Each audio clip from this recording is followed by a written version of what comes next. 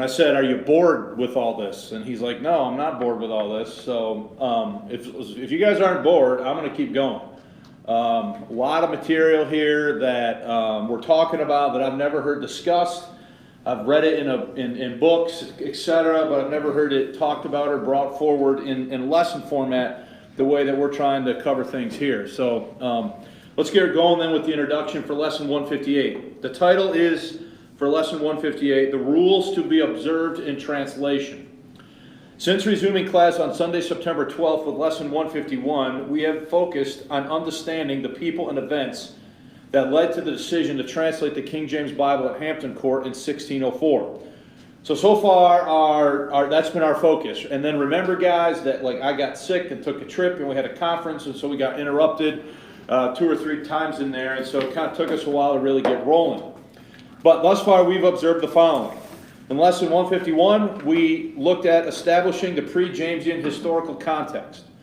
In Lesson 152, we looked at majesty, the king behind the King James Bible. We studied James, his personal life, etc. In Lesson 153, we looked at assessing the contents and impact of the millenary petition. In 154, we looked at the Hampton Court Conference, historical significance, dates, and accounts. In 155, we looked at the Hampton Court Conference attendees, and we focused on the 3 big players, Reynolds, Bancroft, and King James. And then in 156, we looked at the Hampton Court Conference, the decision to translate. We looked at the precise moment in time when the idea was first floated by Reynolds for a new Bible. We looked at Bancroft's reaction, we looked at King James's reaction, and then we studied a lot of details regarding that. And then last Sunday in Lesson 157, we looked at pre-Jamesian calls for a new translation. And then we also looked at the state of the English Bible in 1604 by making comparisons between the bishops, the Geneva, the King James, and modern versions. So we've done a lot of stuff already here as we started this term back in September. Today in Lesson 158, we want to begin looking at preparatory steps that were taken before work on the new translation commenced. To that end, the next couple of lessons will be devoted to the following topics. We ought to look at, number 1, the rules to be observed in translation. We want to look at to what extent the rules were followed. And then we want to look at establishment of the translation companies and their assignments. So there's a lot of things that we want to talk about as we get rolling now with. So the decision has been made to translate. It was made at Hampton Court in 1604. Reynolds floats the idea. Bancroft says, no way, if every man had his humor, there'd be no end to translating. And then James steps to the fore and says, okay, we'll do it. In the words of Adam Nicholson, yes, I'll give you the opposite of what you want. And so the idea now is been accepted and proposed for a new Bible. And last Sunday we looked at calls for a new Bible before James. So what we want to focus on now is the details of how this project is going to be done. Okay, so look at the next point. The rules to be observed in translation. 2 weeks ago in Lesson 156, we saw that Richard Bancroft, the Bishop of London, immediately objected to John Reynolds' request for a new translation of the Bible at Hampton Court. William Barlow, Sum and Substance, record Bancroft as having quipped the following, quote, if every man's humor should be followed, there would be no end of translating. So did Bancroft want there to be a new Bible? No. Was he perfectly content with the bishop's Bible? He didn't think there needed to be a new Bible, and that was his immediate response the moment that Reynolds floats the idea, as recorded by Barlow in the Sum and Substance. Okay? Ever the political strategist, despite being overruled by King James, Bancroft positioned himself to influence the process by laying the ground rules for the new Bible. Gordon Campbell comments on this in his 2011 book, Bible, The Story of the King James Version, 1611 to 2011. Quote, Bancroft's objections to a new Bible had been overruled, but he was wily enough to ensure that if the project was to proceed, he would be a controlling hand in the selection of the translators and in the formation of the terms of reference that would guide their work. So Bancroft's initial reaction is, no way, we don't need that. But when the king overrules him, Bancroft is politically astute enough to position himself to be the one that is going to be one of the primary shapers of the project. Okay? In addition to providing preliminary source images from the British Museum, And by the way, I apologize. I had a book that I was going to bring, but with the holiday and everything, I left it at home. I forgot to bring it. I forgot to grab it. I was going to bring this book, Manifold Greatness, so I could show you the pictures of these actual documents. These pictures are under copyright. I cannot publicly access them to some of these manuscripts, so I was going to show you the pictures that were in a copyrighted book and just hold them up in front of the screen. I'm going to try to remember to do that next Sunday so that you guys can see the documents for yourselves. I thought about taking pictures out of the book and putting them in, and then I remembered a time when Cambridge University actually wrote me an email and threatened to sue the church because I put a copyrighted something on the church's website, which I immediately took down. So I didn't want to push the limits, okay? So in addition to providing primary source images from the British Museum, Manifold Greatness, The Making of the King James Bible, edited by Helen Moore and Julian Reed, states the following regarding the rules of translation, quote, "The translator's work was governed by a set of rules specifying how they should go about their task. These rules were drawn up by Bishop Richard Bancroft, ostensibly with input from the king. They survive in several manuscripts, for example, manuscript Harley 750 in the British Museum." That was the one I was going to show you a picture of, and I'll try to do that next time. The rules address three main issues: the use of earlier translations of the Bible, the appearance and language of the new translation, and the organization of the company's work. So those are kind of the three general categories that the rules address. Again, that would be the use of earlier translations of the Bible, the appearance and language of the new translation, and the organization of the companies at work. Bible historian and collector Dr. Donald L. Brake also weighs in on the role of Richard Bancroft in setting up the project in his A Visual History of the King James Bible. He says, quote, "King James had appointed Richard Bancroft, then Bishop of London, to the Archbishop of Canterbury upon the death of Archbishop Whitgift in 1604. Bancroft was a staunch defender of the faith and especially tenacious supporter of the Anglican Church." So that's not new. We've seen that already. Bancroft was sort of the arch anti-Puritan, as we've already seen. His long-standing feud with the Puritans made him a natural choice to lead the translation process and suited him well to devise the overarching principles of translation. His 15 rules for translation, originally only 14, talk more about that in a minute, clearly revealed bias against the Puritans and inevitably led to a translation that favored the Church of England. It is noteworthy that none of his principles suggest seeking an inerrant translation or even one dependent upon, should say the work of the Holy Spirit. Translators were simply charged with making a good English translation better by applying a mechanical and logical approach to their work. So none of these guys, particularly Bancroft, who's devising the rules, he is not devising a project that he is seeking to like summon the Holy Spirit to guide or to somehow preside over. It's basically, here's the Bible, we're going to revise this Bible, here are the rules we're going to follow to revise this Bible. That's essentially as cut and dry as Bancroft's rules were. David Norton, the leading historian/expert on the printed history of the King James Bible, offers the following perspective in The King James Bible, A Short History from Tyndale to Today. By the way, all these books I've referenced so far were all books that were printed 10 years ago in commemoration of the 400th anniversary of the King James Bible. The ones by Brake, the ones by Campbell, the ones by Moore and Reed, and then this one here by Norton are all done to commemorate the 400th anniversary of the King James. So a ton of work was done 10 years ago on this. Norton says, quote, "The first steps were to choose the translators and draw up rules for the work, and to try to find money for the work since James didn't provide any." So James did not set aside funds to pay for this project. Okay? So Bancroft's going to have to figure out a way that this is going to get paid for. All right? Bancroft, on James's behalf, did most of this, but with little or no success on the financial side. 54 translators had been appointed and approved by James by the end of 1604. 14 rules were given to the translators, with a 15th added later, and a number of supplementary rules were reported to the Synod of Dort in 1618, presumably by Samuel Ward. Okay? So originally there are 14 rules. The 15th rule is added later.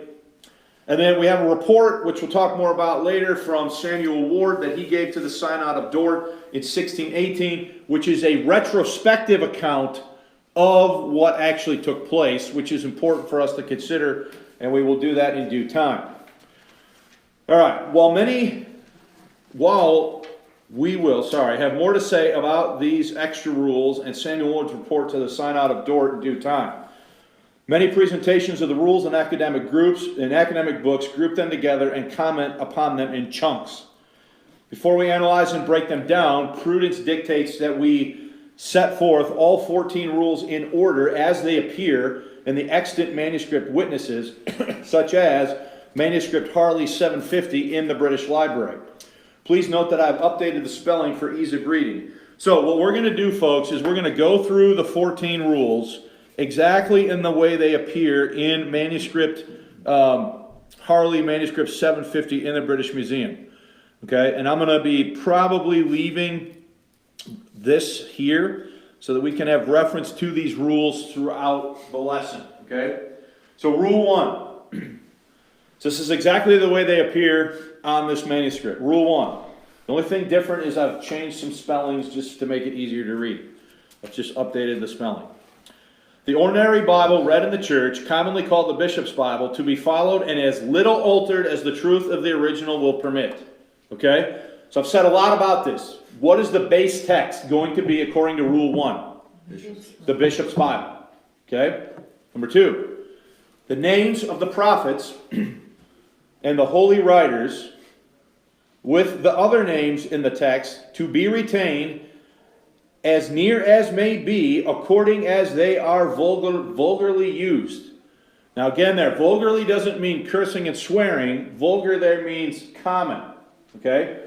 So for example, I'm probably going to spell this wrong, but if you read your King James Bible sometimes in the New Testament, you'll see Isaiah spelled what?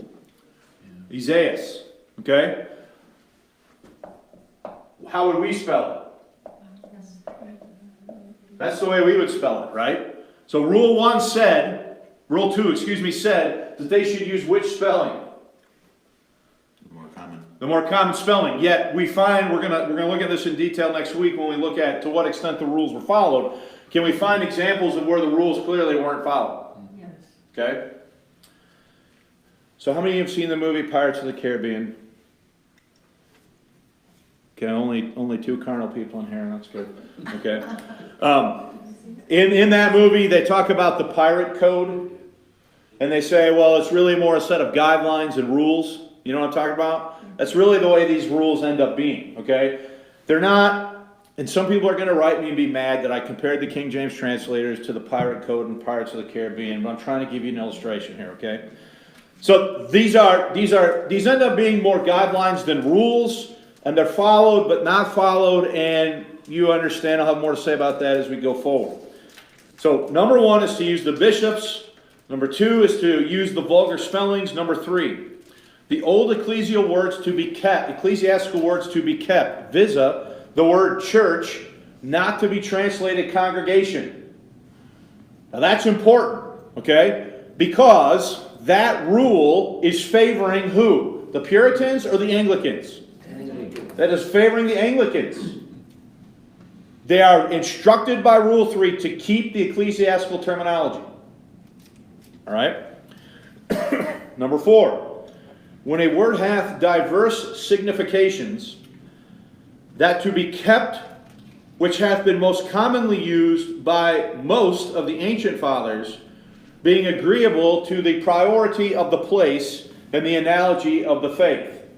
So in other words, when they can, they're to keep terminology that is the ancient terminology used by who? The church fathers. Okay? More about that later. Number 5. The divisions of the chapters to be altered, either not at all, or as little as may be, if necessity so require. So are they to keep the chapter and verse divisions that are found in the Bishop's Bible unless there's a reason to change them? Okay? Number 6. No marginal notes at all to be affixed, but only for the explanation of the Hebrew or Greek words which cannot without some circumlocution so briefly and fitly be expressed in the text. So, are there going to be explanatory or commentary marginal notes? No. The only marginal notes, according that the rules will allow, are for the explanation of Hebrew and Greek words, not commentary or exposition on the text. You guys following this? Now, why would that be? What do you already know about King James that would lead you to realize that that would be a rule that he would want? What Bible did he not like? He did not like the Geneva Bible, and the big reason he didn't like it is because he thought the marginal notes were seditious, undermining divine right of kings, right? So is there going to be any stuff like that in a Bible sanctioned by the king? No. Number 7, such quotations of places to be marginally set down as shall serve for the fit reference of one scripture to another. That essentially is cross-references. Okay, we'll talk again, we'll explain each one of these in more detail in a minute. Number 8, every particular man of each company to take the same chapter or chapters, and having translated or amended them severally by himself, where he think good, all to meet together, confer what they have done, and agree for their parts what shall stand. Now think about what that rule is saying. That rule is saying that every guy, that rule is calling for every translator to individually, as an individual person, go through their assigned section, make any changes that they think need to be made, and then bring their changes to a meeting of all of the people that are in that company. That's what Rule 8 is claiming, or calling for, okay? Number 9. Number 9. As any one company has dispatched any book in this manner, they shall send it to the rest to be considered seriously and judiciously, for His Majesty is very careful in this point. So when a company finished a given section, they were supposed to do what? Send it to the others according to this rule. Number 10. If any company, upon the review of the book so sent, doubt or differ upon any place, to send them word thereof, note the place, and withal send the reasons. To which, if they consent not, the difference to be compounded at the general meeting, which is to be of the chief persons of each company when? At the end of the work. So you are seeing now the rules are calling for 3 stages here, essentially, right? Number 1 would be an individual review of the assigned section. Then the individual thing would go to a committee review of each individual in that group is going to come and they're going to all talk about what they have. They're going to make changes. Then they're going to send those changes out. They're going to send their work out to the other companies to review. And then anything that was outstanding is going to be hashed out at the end of the work at this general meeting. Everybody following that? Okay. Page 4. Page 4. Number 11. When any place of especial obscurity is doubted of, letters to be directed by authority to send to any learned man in the land for his judgment of such a place. So if they really can't agree, what are they supposed to do? Send it to the expert. They're supposed to send it to other learned men in England for their what? For their input. Okay? Number 12. Letters to be sent from every bishop to the rest of his clergy, admonishing them of this translation in hand, and to move any change, as many skillful in tongues, and having taken pains in that kind, to send his particular observation to the company, either at Westminster, Cambridge, or what? So are all the bishops in the land going to be put on notification that this project is going on? And if they have any concerns, are they supposed to address their concerns to a particular company at Oxford, Cambridge, or Westminster? Okay? 13. The directors in each company to be the deans of Westminster and Chester for that place, and the king's professors in Hebrew and Greek in either university. Now, that is very specific language. These folks are ultimately going to be sort of answerable to who? The king. The king. Number 13, the director, I already read that. 14, these translations to be used when they agree better with the text than the bishop's Bible, visa Tyndale's, Matthew's, Coverdale's, Whitchurch's, Geneva. So that rule 14 is saying that if they determine that the bishop's is not in agreement with the original, they should then consult what translations? Tyndale's, Matthew's, Coverdale's, Whitchurch's is the Great Bible. Say more about that in a minute, and the Geneva. Okay. David Norton notes the following. David Norton notes that the following 15th rule was added following uncertainty about rules 3 and 4. 15. Besides the said directors mentioned, 3 or 4 of the most ancient and grave divines in either of the universities, not employed in the translating, to be assigned by the vice chancellor upon conference with the rest of the heads to be overseers of the translations as well, Hebrew and Greek, for the better observation of the 4th rule above specified. So that's a little confusing. Let's look at what this says. Regarding this 15th rule, Bancroft wrote to the Vice Chancellor of Cambridge to explain, quote, to be sure, if he had not signified unto them already, it was his Majesty's pleasure, this should be possessive S there on Majesty's, Majesty's pleasure, that besides the learned persons employed with them for the Hebrew and Greek, there should be 3 or 4 of the most eminent and grave divines of their university assigned by the Vice Chancellor upon conference with the rest of the heads to be overseers of the translations, as well Hebrew as Greek, for the better observation of the rules appointed by His Highness, and especially concerning the 3rd and 4th rule, and that when they had agreed upon the persons for that purpose, he prayed them to send him word thereof.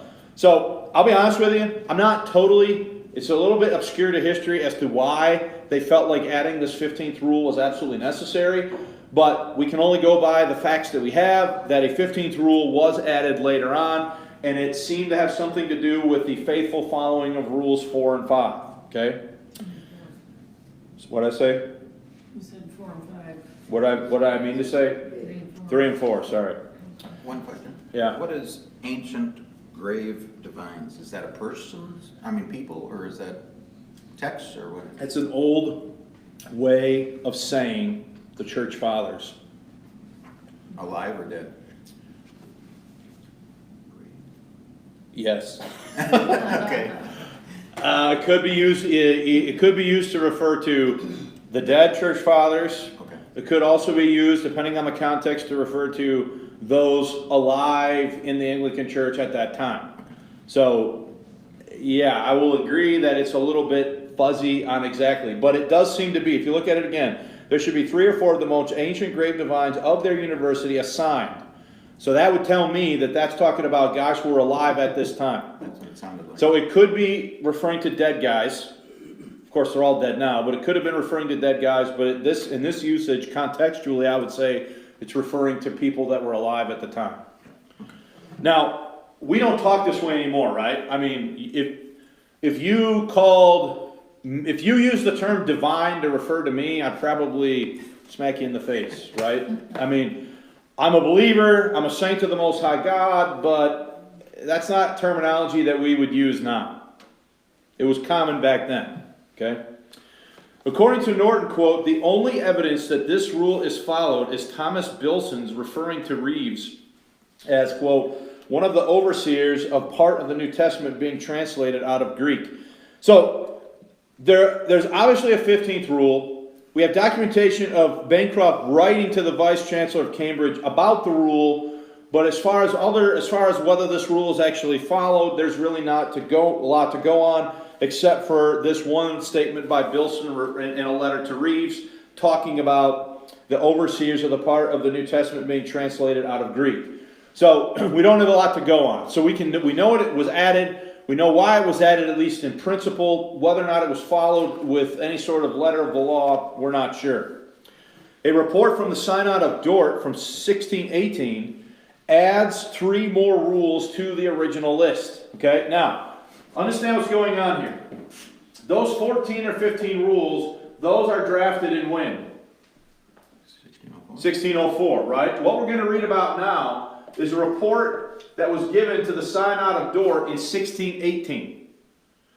So this report that's given by Samuel Ward is retrospective. It's looking back on the project after the project was what? Finished. Okay, now, I don't know what you've encountered in your professional life, but in my professional life, there's often been a project presented, and they're like, "Well, we're gonna follow a procedure of A, B, and C as we work on this project." And you start out to work on the project with the intention of following A, B, and C, but you get into the project and you realize that C is irrelevant, that you don't need C, and so you don't what? You don't use C, right? So what's interesting about this account is that it's given in 1618 as a retrospective on what happened.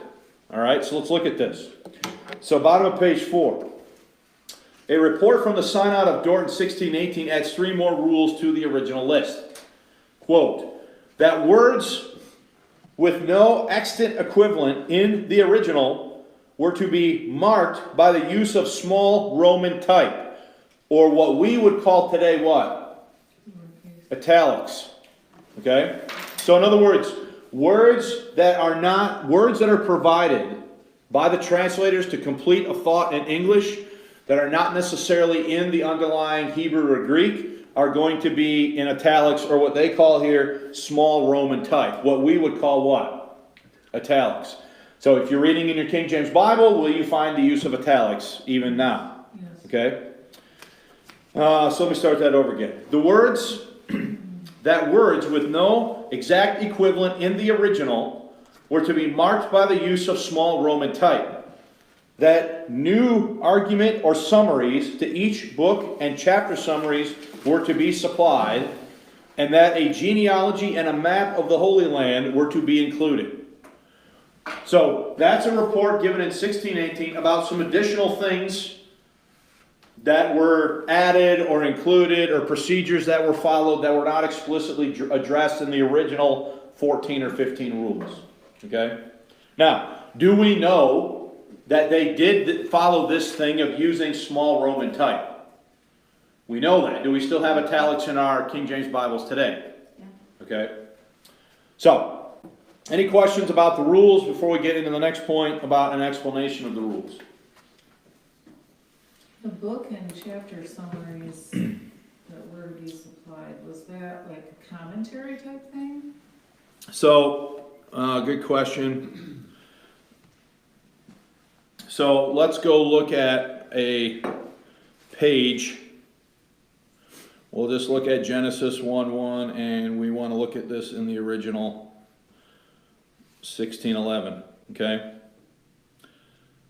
So, what that's talking about is this. So here's Genesis chapter 1 in the 1611, and here's a chapter summary at the beginning. So when in that last quote that we read, that's what that's talking about, is adding stuff like this. Here you can see some cross-references. We're going to do a whole lesson on the marginal notes in the King James Bible at some point. We're not going to delve into that real detail right now. But when it's talking there about the use of italics, small Roman type, and stuff like that. So here's verse 2. And the earth was without form and void, and darkness, see how it's a different type? So what they're saying there is that is added in small Roman type to indicate that the word was is added to the English to make sure that it's not so that It flows. So it flows in English, even though the word was is not in the Hebrew in this case. So I'm curious. I didn't check this. Somebody open your King James and go to Genesis 1:2 and tell me if was is still in italics. I believe it is, but I would be just curious to know. So I'm looking for somebody to look at Genesis 1:2. Is it in italics? It's not, Yes. oh, it's got a star by it. Okay, yours is in italics. Yeah. Italics. Will, italics, okay. So that's that principle, right? So what he's saying there, after the fact in the Synod of Dort from 1618, is that they did this. They added a chapter summary, and then they also used the small Roman type to indicate words, or what we would call italics, okay? So you can see that if you actually look at a 1611. So it's not only gonna depend on the version that you're using, but also which publishing company maybe that you have? Whether it's in italics now. Yeah, Well, I mean, I can't say for every publishing company. Bart, is yours in italics? It is, the second was, but it's very unnoticeable. Yours, yeah, so somebody might put a note in the margin or something, but generally speaking, they're gonna still have it in italics now. Is yours in italics, Ken? It is. Yeah, okay. But anyway, that's where we're getting that process, right? So those three things that we just talked about are told to us by this account from 1618, retrospective account, and they're not necessarily stated in the original rules, okay? Now, look at the rules explained. We got about half an hour to do this, so we should be good. So, over the years, historians have offered varying degrees of summative and or explanatory commentary upon the rules set forth by Bishop Bancroft. For our purposes in this lesson, we will look at the comments offered by three of the more recent scholarly works on this topic. Number one, Manifold Greatness, The Making of the King James Bible, edited by Helen Moore and Julian Reed. Number two, Bible, The Story of the King James Version, 1611 to 2011 by Gordon Campbell. And the King James Bible, A Short History from Tyndale to Today by David Norton. All three of these books were written in 2011 in commemoration of the 400th anniversary of the King James Bible. Writing on behalf of the Bodleian Library, Helen Moore and Julian Reed offer the following general commentary on Bancroft's rules and Manifold Greatness, The Making of the King James Bible.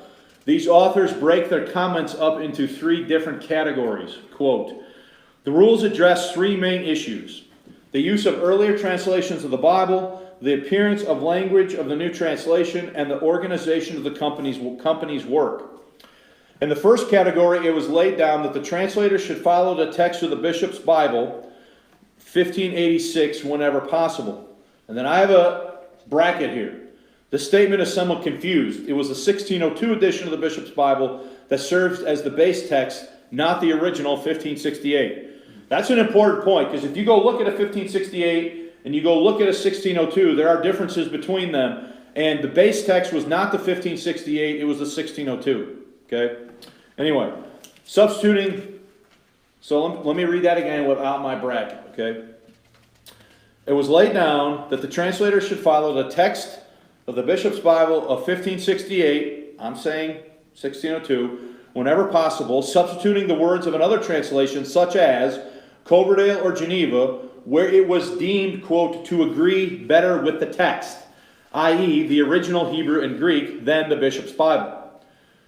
The established chapter divisions as employed in English from the Wycliffite Bible onwards were to be retained, but there were to be none of the contentious and discursive marginal notes typical of the Geneva Bible that were so disliked by the king. So far as the language was concerned, the rules specified that the new translation should retain the familiar English forms of biblical names and the old ecclesiastical words such as church rather than congregation. This rule intended to remove the translation as far as possible from the arena of Puritan controversy. In terms of organization, the rules laid down that individual members of the company should work on the allotted text and then confirm and reach collective agreement. The rules stipulated that the agreed text was then to have been circulated for comment to the other companies, who were to send any comment and alteration with reason back to the originating committee. Experts differ on whether such cross-company consultation actually took place. In addition, for particular points of connection, the judgment of any learned man in the land could be sought, and the opinion of clearly deemed sufficiently learned men were to be canvassed by the bishops. The final state of the translation was the general meeting, at which any outstanding differences of opinion were to be resolved. The demands of the undertaking at a logistical and administrative level, let alone an intellectual one, were astonishing for an age in which Oxford and Cambridge were even separated from London by 2 days riding on horseback. And we don't think about a lot of this stuff today, right? Today you hop in the car, you can drive from London to Cambridge in, I don't know exactly, a couple hours, I'm assuming. It's a day's drive probably between those two areas, right? But all this is supposed to be done, and all this inter-company work and all this stuff in a day when it take 2 days to ride from one place to the other on horseback.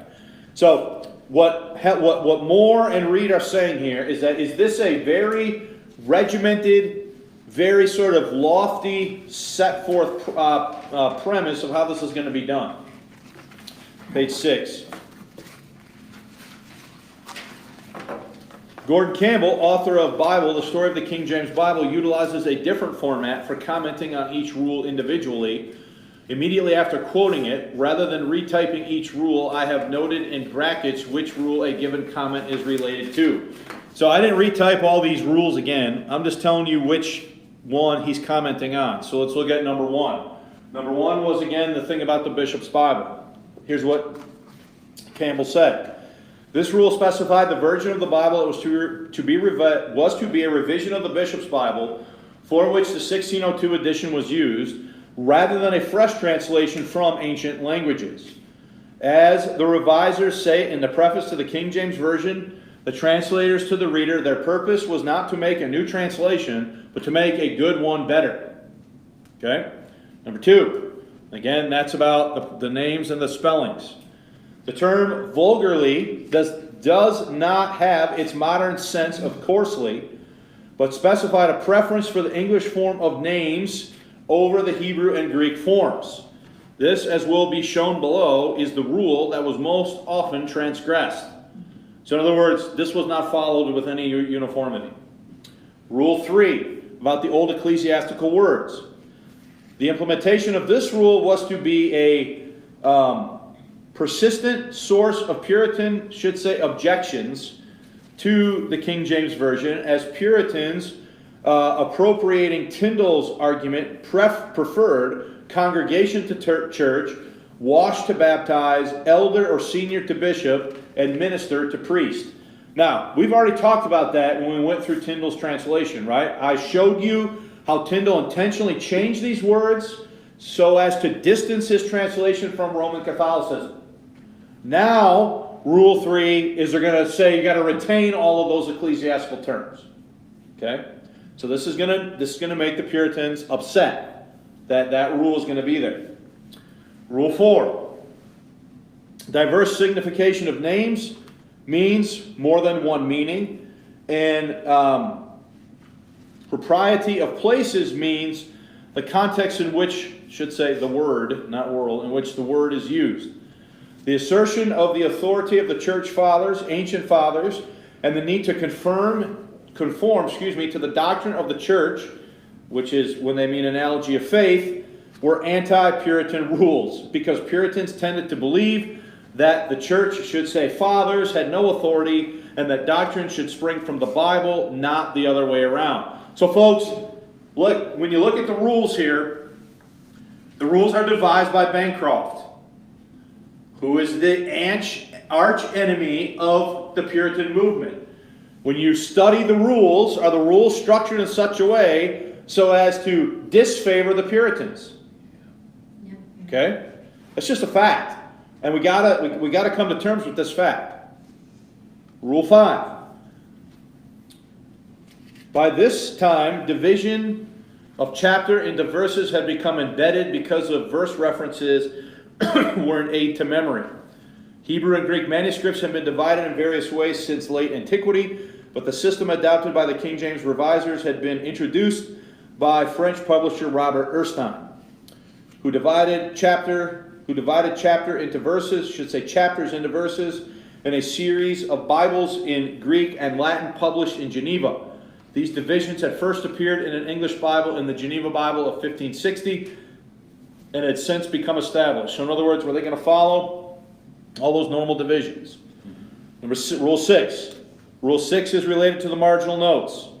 The interdiction against expository marginal notes may have originated in King James's dislike of the anti-monarchical notes in the Geneva Bible, but also reflected unease about the prospect that marginal notes might reflect a particular theological perspective.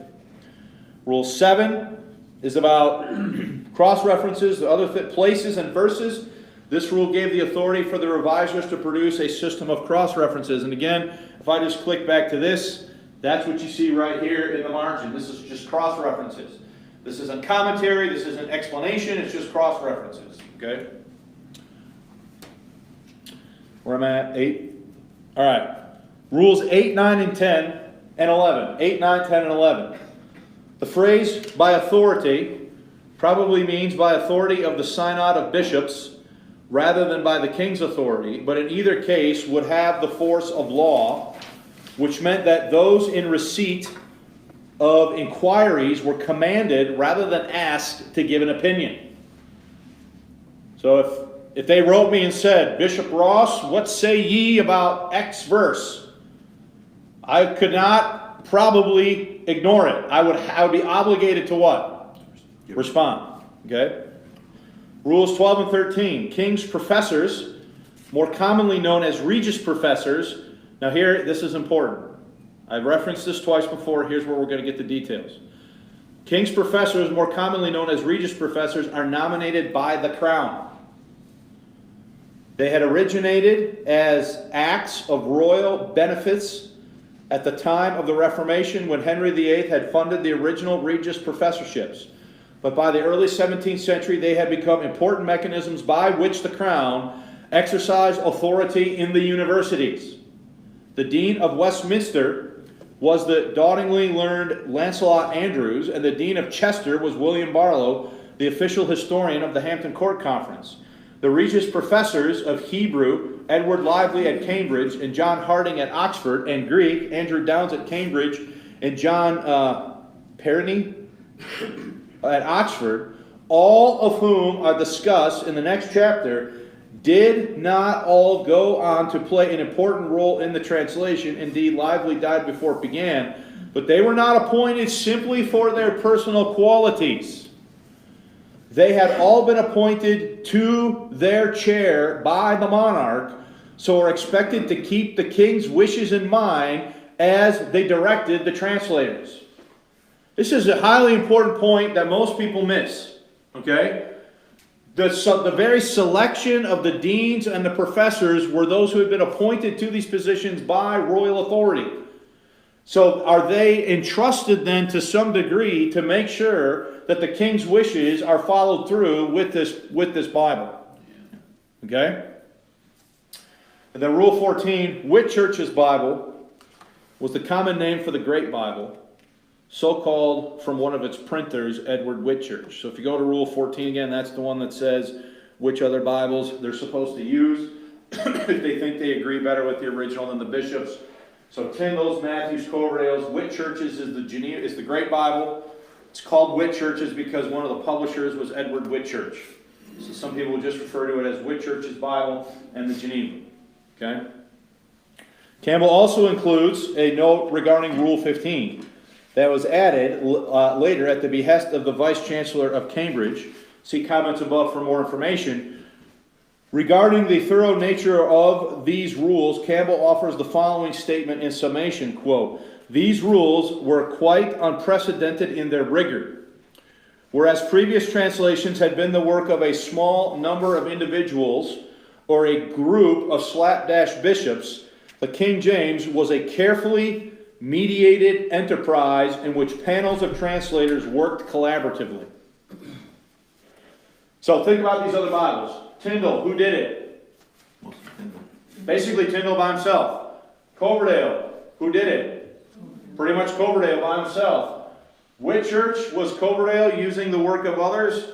Geneva was done by a small collection of Genevan exiles at Geneva, right? And then the Bishop's Bible was done by about 8 different bishops of the Anglican Church.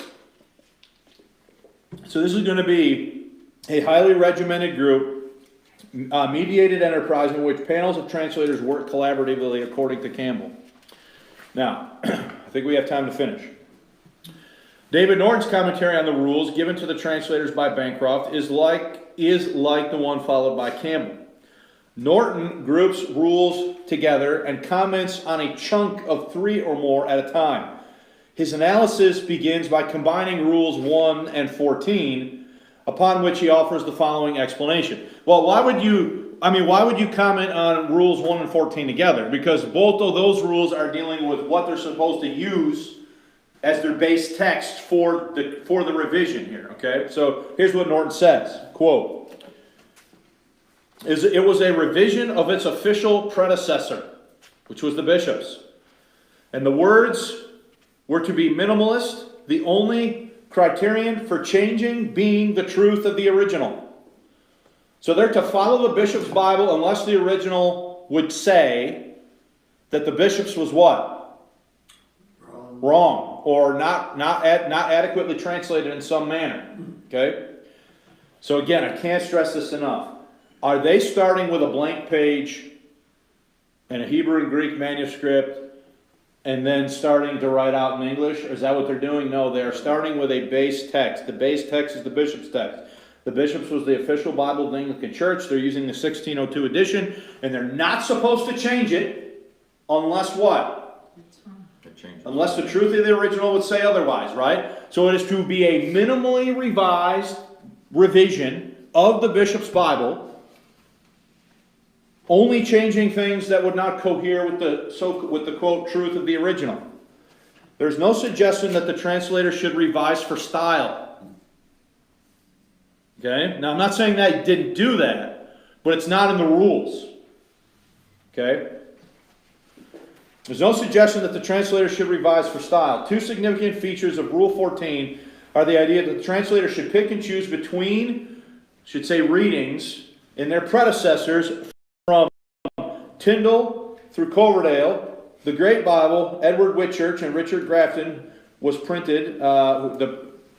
printer, should say, of the first Great Bible, to Geneva. And the omission of the reams, implicitly, it is forbidden, but not actually. So if you look at Rule 14, does it say anything about the reams? No.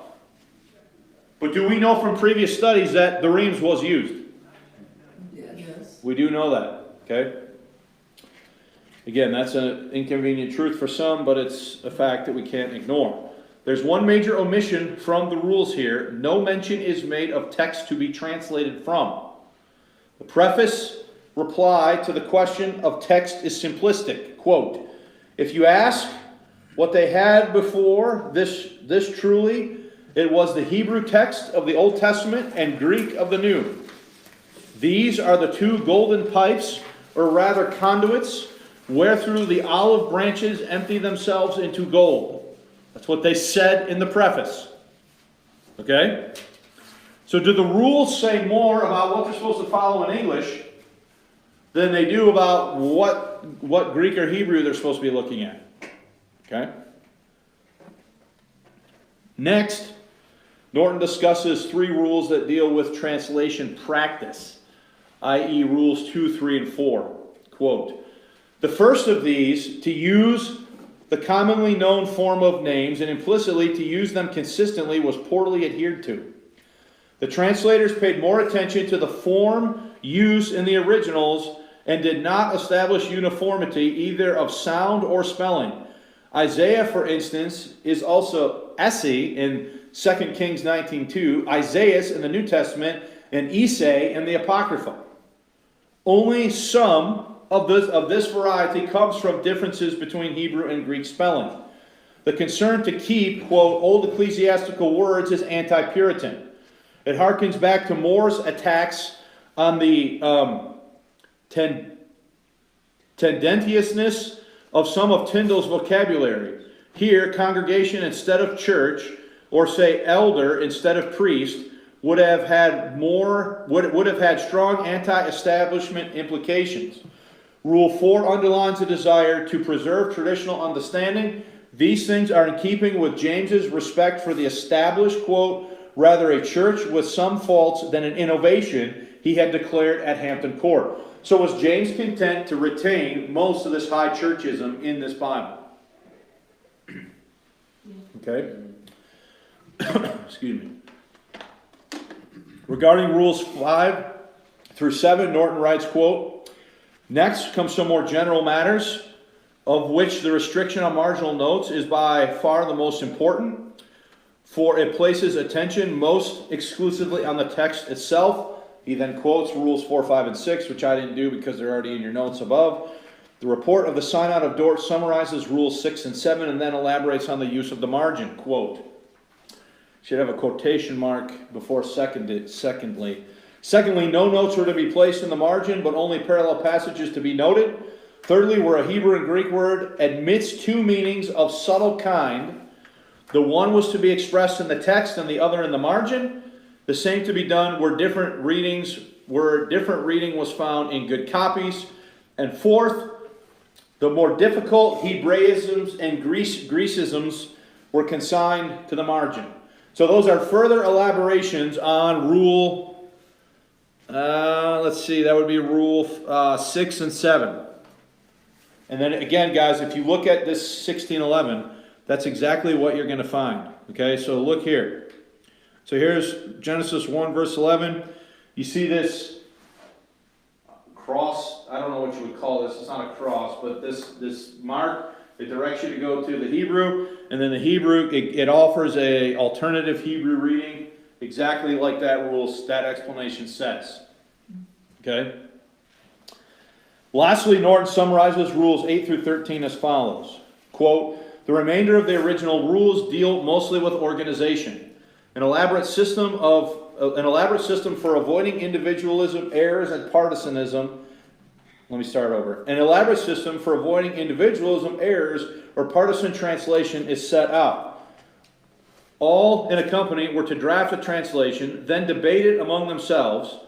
Then they were to be what would now be called peer review, circulating the draft to all the other companies before final review at a general meeting. Extending the desire to get collective wisdom, there's a particular care to draw on the wisdom of the whole country, though there is no record of scholars outside the committee contributing particular observations." So we have these rules talking about it being sent to all the learned men in the land, yet we have no extant survivable documentation of when or how they might have had input into the process. So the rule says it, but we can't know for sure whether or not it was actually done in that sense. Okay?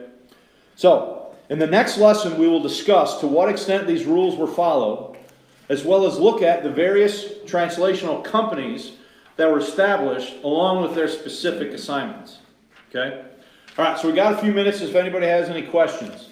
So this lesson, guys, is a pretty detailed presentation here of the rules that were set forth by Bancroft. And again, just in summation here, is this project being established by a high church Anglican, Bancroft? Are the rules partial to the Anglicans? Yes. Their Bible is going to be the base text. The rules set forth here are going to favor their vocabulary and their traditions by mentioning the church fathers and other things that the Puritans are just sort of out of luck on.